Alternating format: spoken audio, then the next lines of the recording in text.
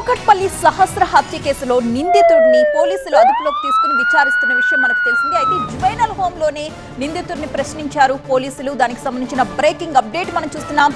Juvenile home లో నిందితుడికి psychiatric treatment ఇవ్వబోతున్నట్లు తెలుస్తోంది. సహస్ర హత్య కేసులో నిందితుడిని కోర్టు అనుమతితో పోలీసులు కస్టడీలోకి తీసుకున్నారు.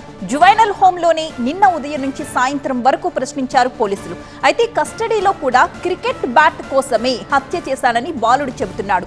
ఇప్పటికే బాలుడిపై హత్య కేసుతో పాటు ఎస్సీ/ఎస్టీ అట్రాసిటీ కేసు కూడా నమోదైంది. అరెస్ట్ అయిన దగ్గర నుంచి నిన్నటికి బాలుడిలో చాలా మార్పు గమనించినట్లుగా పోలీసులు చెబుతున్నారు.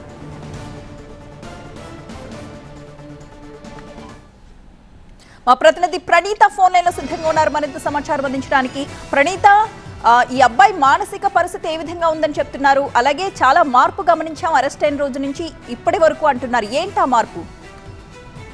అయితే గతంలో తాను ఎప్పుడైతే సహస్రాను హత్య చేసిన తర్వాత పోలీసులు 4 days తర్వాత అతన్ని అరెస్ట్ చేసినటువంటి విషయం తెలిసిందే. అయితే పోలీసులు ఆ అబ్బాయిని అరెస్ట్ చేసిన సందర్భం కావచ్చు నేటికి దాదాపు ఒక 20 days లో ఈ 20 days లో బాలుడిలో కొంచెం మార్పు అయితే కనిపించిందంటూ పోలీసులు చెప్తున్నారు. గతంలో తాను హత్య చేసినటువంటి విధానం పైన బాలుడు ఎమోషన్లెస్ గా ఉండినాడు. కానీ బాలుడిని అరెస్ట్ చేసి జువెనైల్ హోమ్ కి తరలించిన తర్వాత దాదాపు ఒక వారం రోజుల పాటు కూడా బాలుడికి సైకియాట్రిక్ ట్రీట్మెంట్ ఇచ్చారు ఇక్కడ ఉన్నటువంటి జువెనైల్ హోమ్ సిబ్బంది. సో దీంతో బాలుడిలో మార్పు అయితే కనిపిస్తుంది. సో నిన్న ఉదయం నుండి కూడా సాయంత్రం వరకు అతన్ని విచారించిన తర్వాత పోలీసులు అయితే ఈ స్టేట్మెంట్ ఇచ్చారు.